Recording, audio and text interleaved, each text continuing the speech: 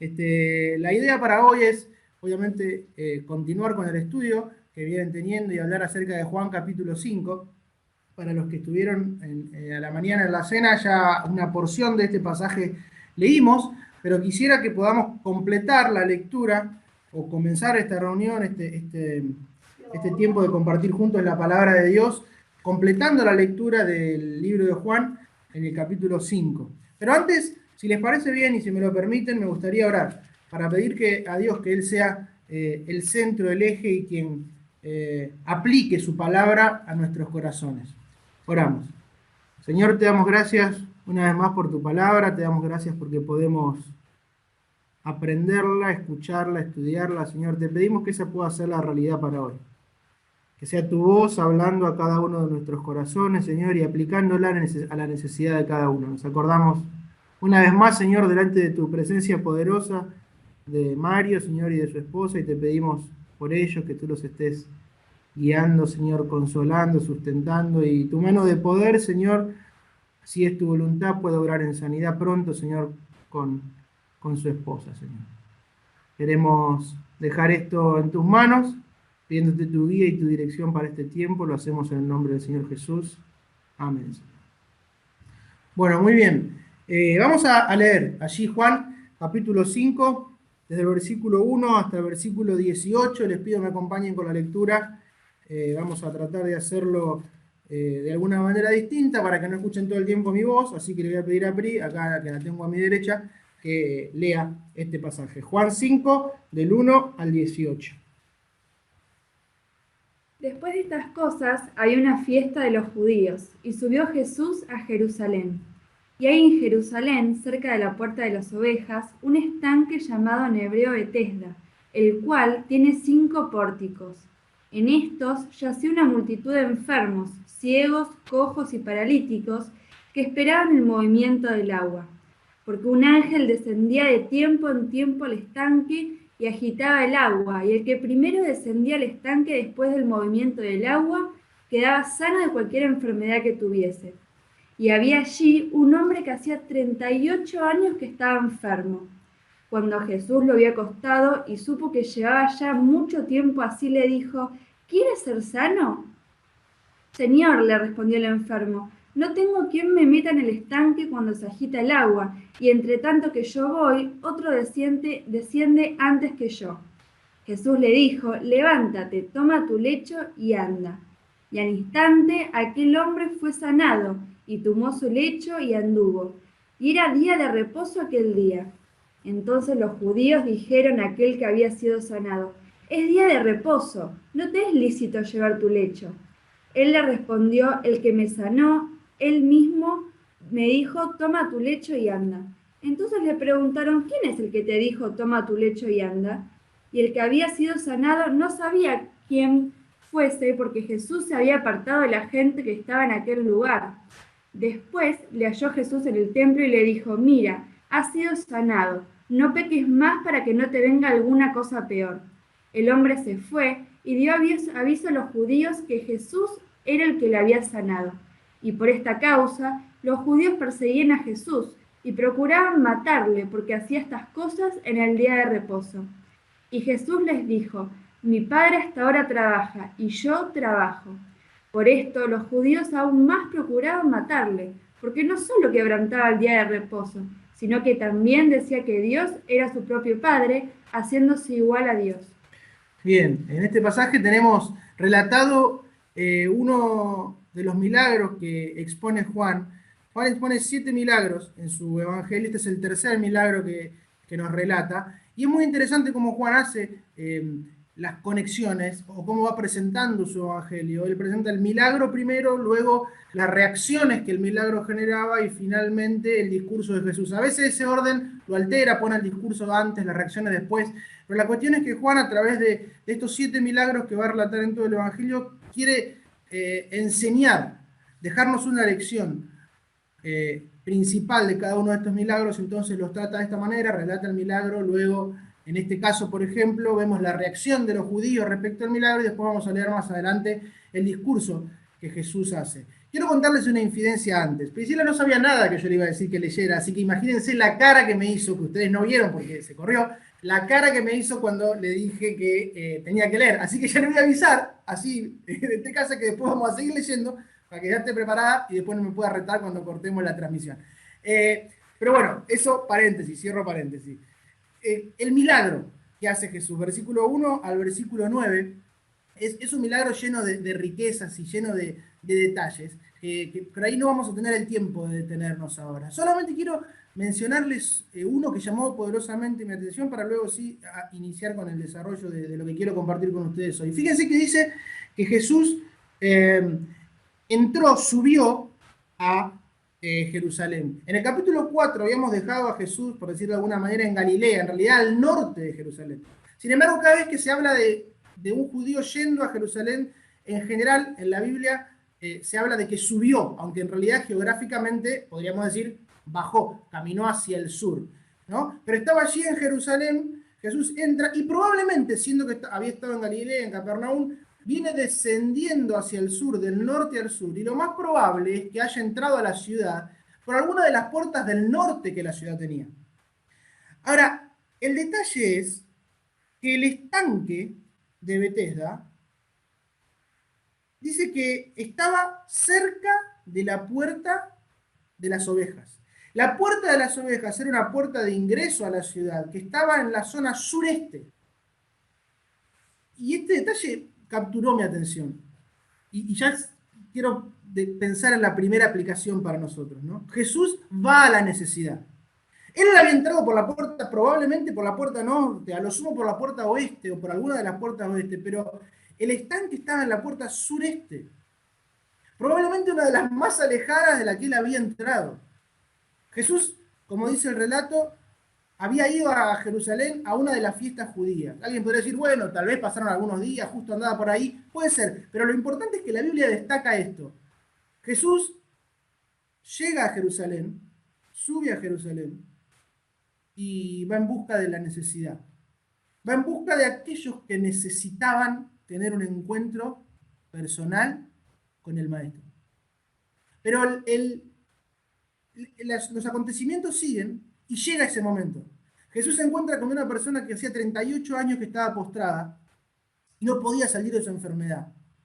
Tenía su esperanza puesta en un estanque que de tanto en tanto sus aguas se agitaban y eso hacía que enfermos pudieran ser sanados. No es el objetivo de este mensaje tratar de explicar o argumentar respecto a este punto. La Biblia así lo dice y así lo creemos.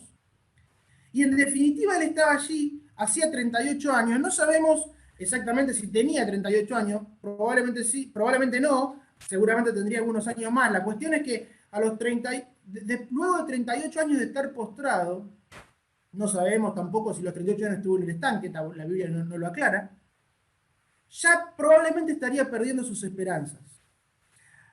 Apoyado tal vez en alguna idea de algún día poder alcanzar aquello que tanto anhelaba, la salud, la sanidad, pero lentamente perdiendo esa esperanza, porque él mismo dice, cada vez que intento llegar, como no hay nadie conmigo, no lo consigo.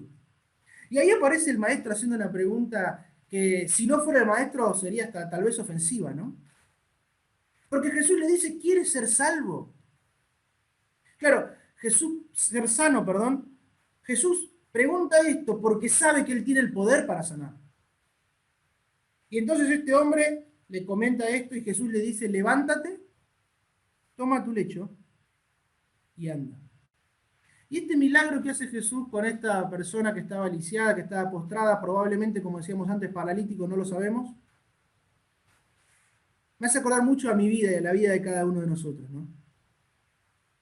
Sin esperanza, alejados completamente de Dios, postrados, incapacitados de poder ir a Dios. Incapacitados de poder solucionar el problema de la enfermedad más grande que tiene la humanidad, que es el pecado. Hoy hablar de la enfermedad más grande de la humanidad, tal vez nuestra mente vuela directamente al virus tan grave y tan crítico que está afectando tanto a nuestra sociedad. Pero no hay duda de que el problema más grande que tiene la humanidad no es el coronavirus, sino que el problema más grande de la humanidad es espiritual. Y cada uno de nosotros, antes de conocer a Cristo, estábamos como esta persona, lisiados, postrados, incapacitados, inhabilitados para poder solucionar nuestro problema, para poder llegar a Dios. Pero ahí se presenta Jesús. Y Jesús le pregunta, ¿quieres ser sano?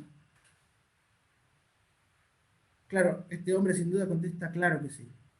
Así como Cristo se presentó un día a mi vida y me preguntó, ¿quieres ser salvo? ¿Querés ser sano del pecado? ¿Querés disfrutar de la comunión eterna con Dios, con tu Padre que te creó? Y no bastaba, no fue necesario más que un sí, quiero, para que el Señor transformara mi vida, para que limpiara mi pecado y yo pudiera acceder a Él. ¿Por qué Cristo? Porque Él tiene poder. ¿Por qué Cristo? Porque Él fue el único capaz de pagar el precio del pecado que no le correspondía, el precio de tu pecado y del mío. Y si tal vez hay alguien que nos está mirando esto por primera vez y que escucha el Evangelio de Dios por primera vez, tiene que saber que no es la iglesia en Monroe, no somos nosotros, no son las personas, es Cristo. Es Dios hecho hombre, presentándose hoy delante tuyo y diciéndote, ¿querés ser salvo?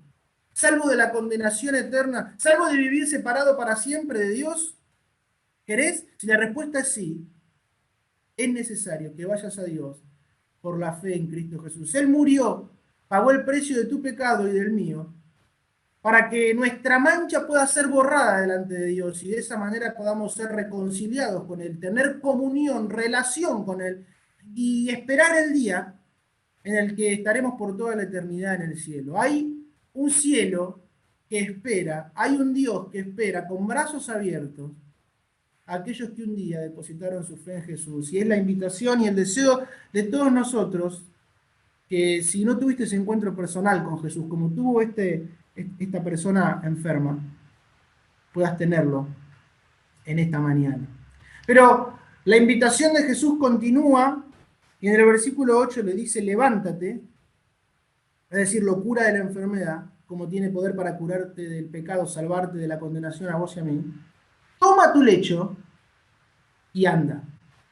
La invitación de Jesús es una invitación de fe a creer en Él como Salvador personal, pero también luego es una invitación a andar, a caminar de acuerdo a su voluntad. No puedo dejar de relacionar este pasaje con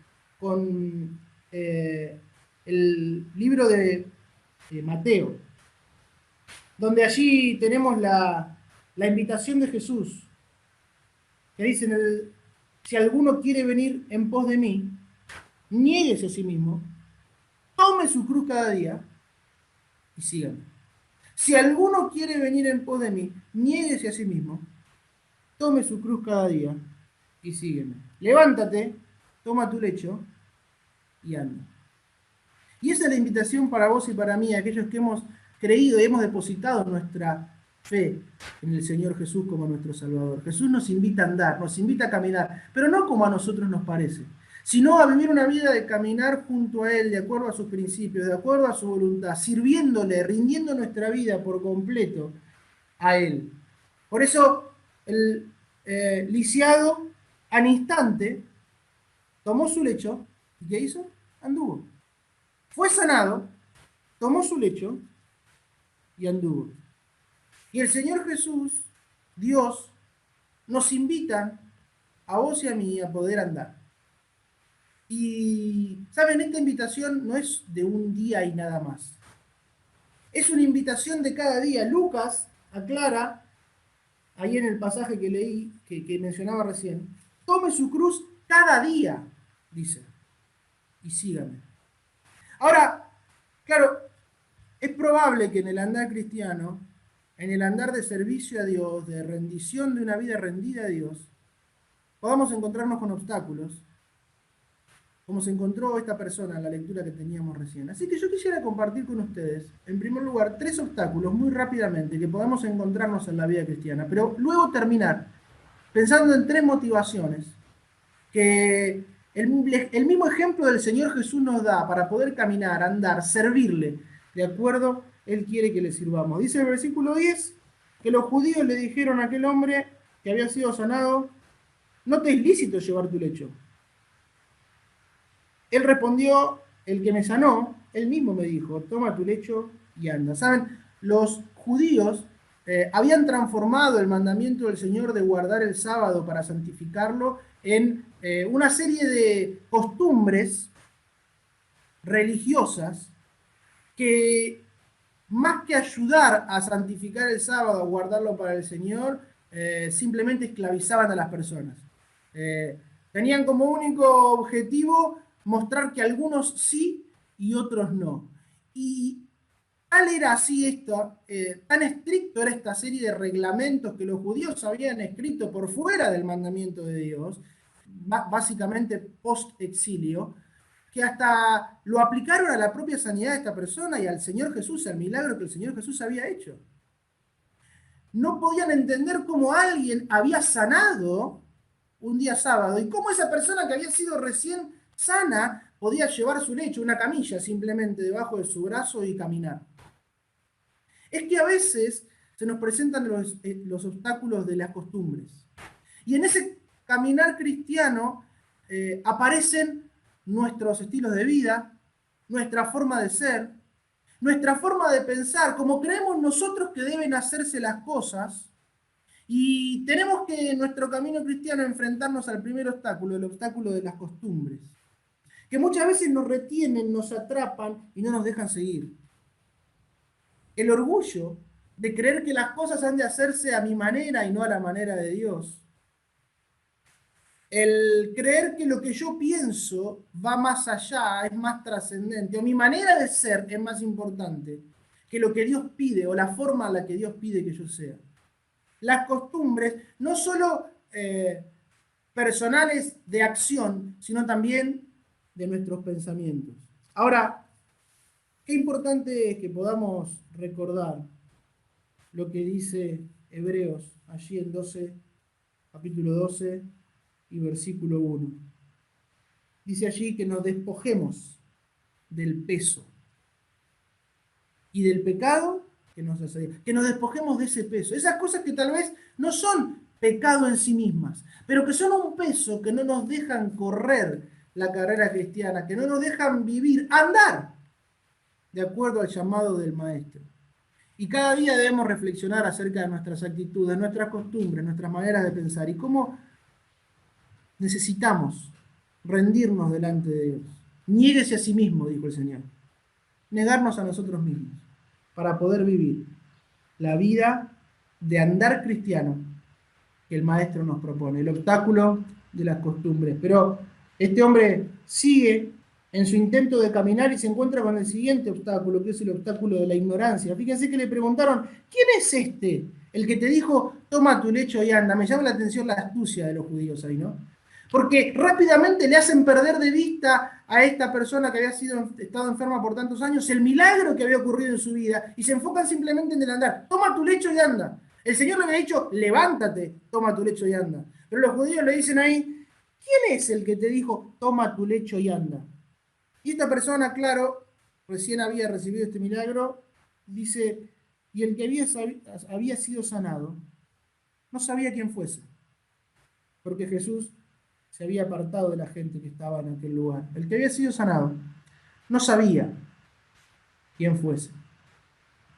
El obstáculo de la ignorancia. Claro, este hombre no sabía o ignoraba quién era Jesús, no porque quisiera probablemente, sino porque de hecho recién se había encontrado, recién lo había conocido. Pero esto me hizo pensar en mi vida y en cuántas veces la ignorancia de quién es mi Salvador hace que me desvíe del camino del Señor.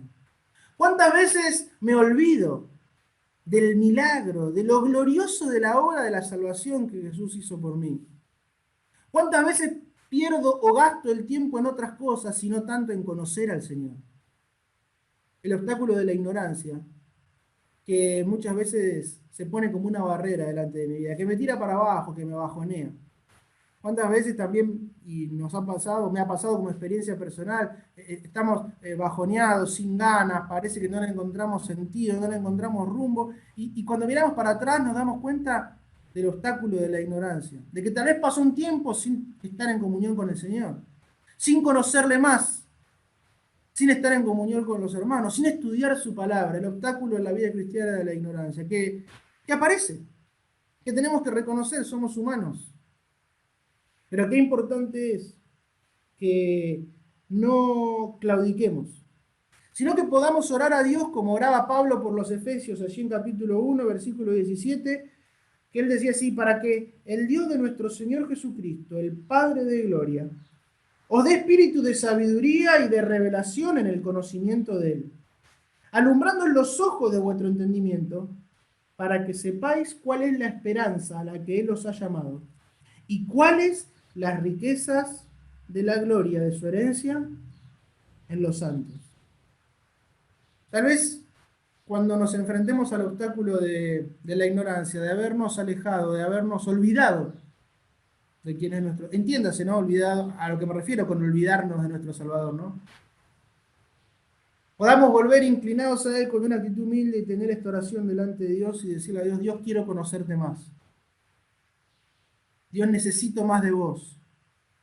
Porque es la única manera de poder superar el obstáculo de la ignorancia y poder caminar, correr la carrera cristiana, andar, servir a nuestro Dios. Es imposible servir a un Dios que no conozco. Por eso es tan importante que podamos conocerle cada día más.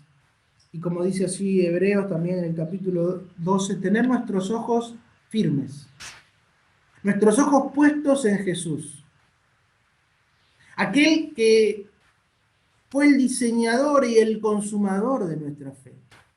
Y que con la mirada puesta en esa obra tremenda que Él hizo por nosotros, podamos caminar nuestra vida cristiana. Diría más, sobrevolar, ¿no? Viviendo en una altura espiritual que solamente se puede vivir tomado de la mano del Señor. No por nuestra fuerza, no porque seamos especiales, sino porque Él es especial, porque Él es el que nos llamó, porque Él es el que nos lleva. Y vivir la vida cristiana requiere tener nuestros ojos puestos en Jesús. Pero en tercer lugar, el obstáculo de la impureza. Dice que el hombre se encontró con Jesús una vez más, versículo 14, y Jesús le dice: mira, has sido sanado, no peques más, para que no te venga alguna cosa peor. El obstáculo de la impureza. Y la necesidad, como también hablábamos hoy a la mañana, de vivir una vida de santidad. La necesidad de poder caminar la vida cristiana en santidad. Hoy decíamos, quitarnos el peso y también el pecado. Despojándonos del pecado que nos asedia. Sabemos la solución, 1 Juan 1:9. Confesando nuestros pecados delante del Señor. Claro que nos equivocamos. Pero gracias a Dios porque hay perdón continuo, permanente, constante en la sangre del Señor Jesús.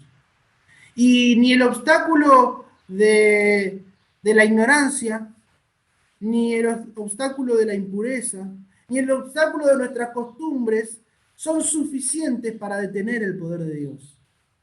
Por eso, hermanos, qué importante que si estamos enfrentando en este tiempo en nuestra vida alguno de estos obstáculos que nos impiden correr la carrera cristiana, podamos rendirnos delante de Dios y pedirle que sea Él quien nos restaure, quien nos tome, quien nos eleve a vivir una vida de acuerdo al andar que Él nos propone. Tome su cruz y sígame. Ahora, me encanta el ejemplo del Señor Jesús. Porque claro, como les decía, los judíos lo criticaron porque había hecho una obra, había trabajado un día sábado.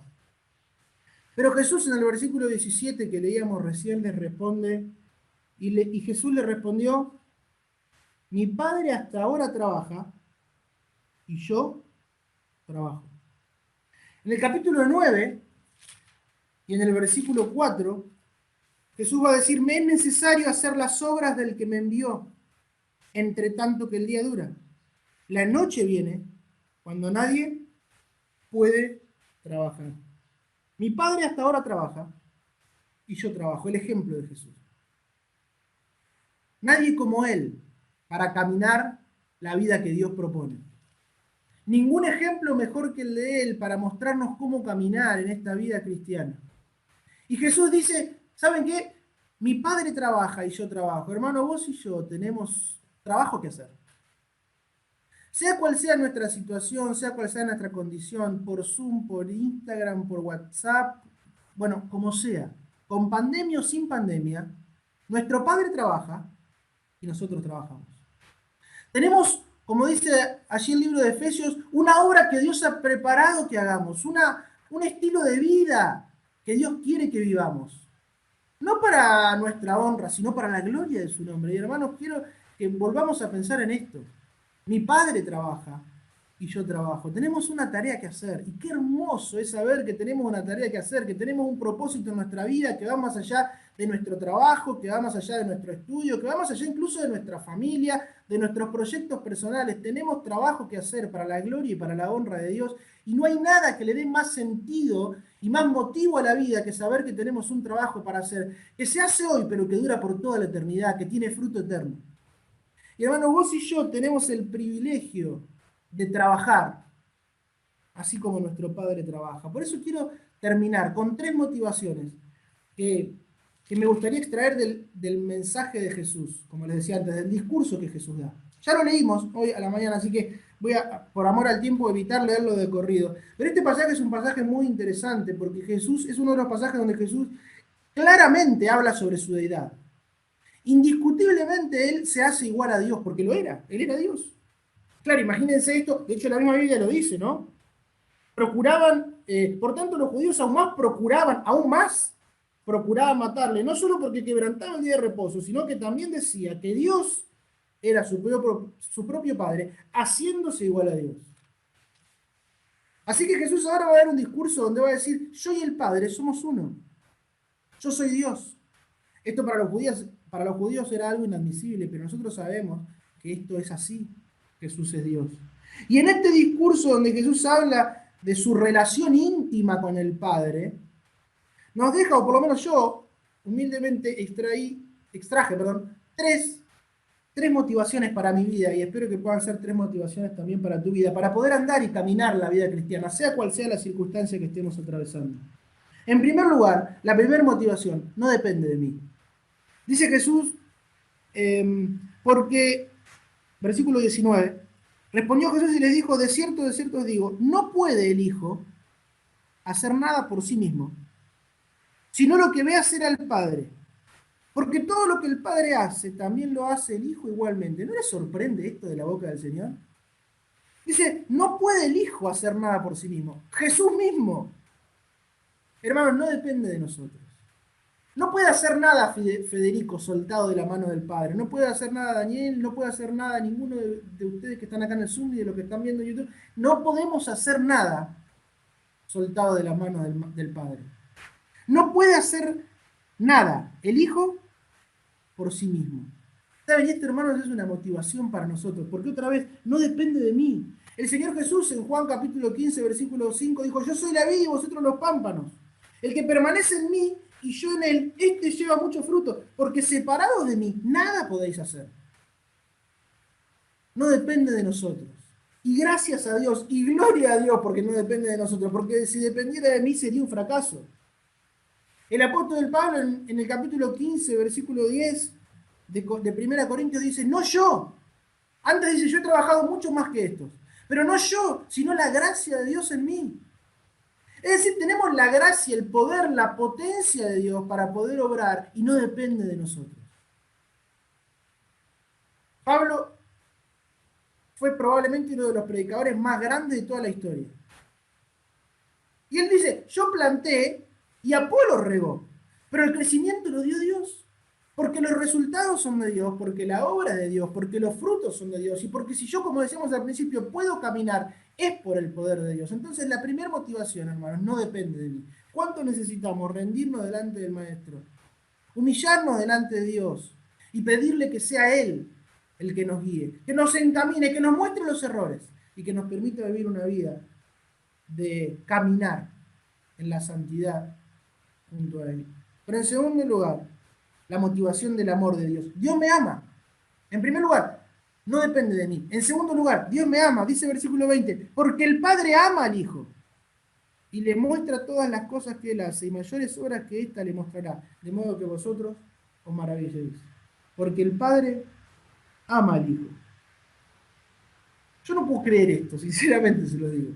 El Dios creador de todo el universo, todopoderoso, autosuficiente, glorioso, y podríamos dar un millón de características más, me ama a mí. Eso es amor sin condición, como dice la canción. ¿Qué puedo darle yo? Nada. Y Él me ama. Y como me ama, me invita a caminar. Como me ama, me hace parte de su obra. Nosotros lo amamos a Él, porque Él nos amó primero, dice 1 Juan capítulo 4. Nosotros podemos servirle a Él y a los demás, como dice 2 Corintios capítulo 4, movidos por el amor de Dios. Él me amó, Él te ama. Y no hay mayor motivación que esa. ¿Qué más podemos pedir? El amor del Dios Todopoderoso, Creador del universo, nos mueve, nos lleva a vivir una vida de gratitud a Él. Por eso dice 2 Corintios 5, capítulo 14 y 15. Porque el amor de Cristo nos constriñe, pensando esto, que si uno murió por todos, luego todos murieron. Y por todos murió, ¿para qué? Un versículo súper conocido. Para que los que viven ya no vivan para sí, sino para aquel que murió y resucitó por ellos. Dice Pablo, el amor de Cristo me aprieta. No me deja escapatoria. Cuando pienso en el amor de Dios y de Cristo para conmigo entregándose en la cruz, no tengo otra salida que ¿qué? Que vivir para Él. Que servirle. Para que ya no vivan, podríamos poner ahí, para que yo ya no viva para mí, sino para aquel que murió y resucitó por mí. La primera motivación no depende de mí. La segunda motivación para caminar la vida cristiana, el amor de Dios. Dios me ama. Pero por último, la tercera motivación para caminar la vida cristiana es que, como decíamos al principio, hay un resultado eterno. La vida tomada de la mano de Dios comienza aquí en la tierra, pero dura por toda la eternidad. Y dice el versículo 28, no os maravilléis de esto, porque vendrá hora cuando todos los que estén en los sepulcros oirán su voz. Y los que hicieron lo bueno, es decir, como decíamos hoy en la mañana, los que creyeron a Jesús, dice el versículo 24, el que oye mi palabra y cree que me envió tiene vida eterna. Y los que hicieron lo bueno, saldrán a resurrección de vida. Mas los que hicieron lo malo, a resurrección de condenación. Hermanos, tenemos una esperanza gloriosa. Y es saber que un día vamos a estar ante la presencia de Dios. Y posiblemente Él pueda decirnos, bien, buen siervo y fiel, sobre poco has sido fiel, sobre mucho te pondré. ¿Qué motivación más puede haber para servir a nuestro Señor? Saber que lo que Él nos ha puesto en la mano a hacer, si lo hacemos, es por su poder, porque no depende de mí. Saber que Él me amó y que ese amor es el que puede moverme, llevarme a servirle, en una actitud de agradecimiento, de gratitud por todas las bendiciones que Él me ha dado en su amor. Pero también saber que nos espera el cielo. Saber que un día vamos a poder verle cara a cara y poder disfrutar por toda la eternidad de su presencia. La vida cristiana puede presentarnos obstáculos. El servicio a Dios y el andar de fe puede tener escollos.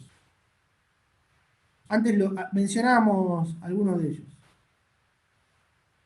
Pero hay motivación. Hay un para qué, hay un propósito que va más allá de los obstáculos.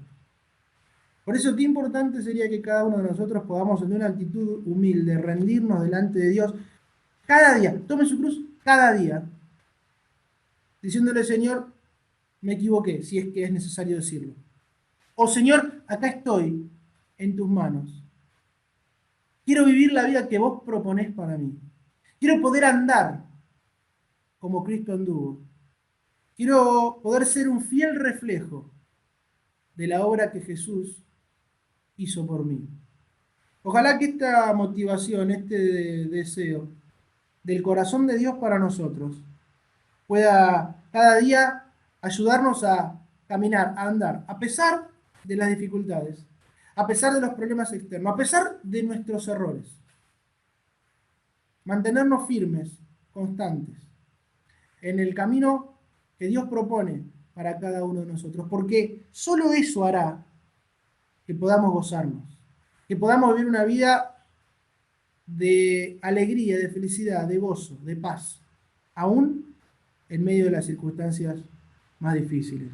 Una vez más, les agradecemos muchísimo la oportunidad que nos han dado de compartir con ustedes este tiempo y oramos al Señor para que sea su palabra aplicada a nuestros corazones la que siga trabajando en cada uno de nosotros.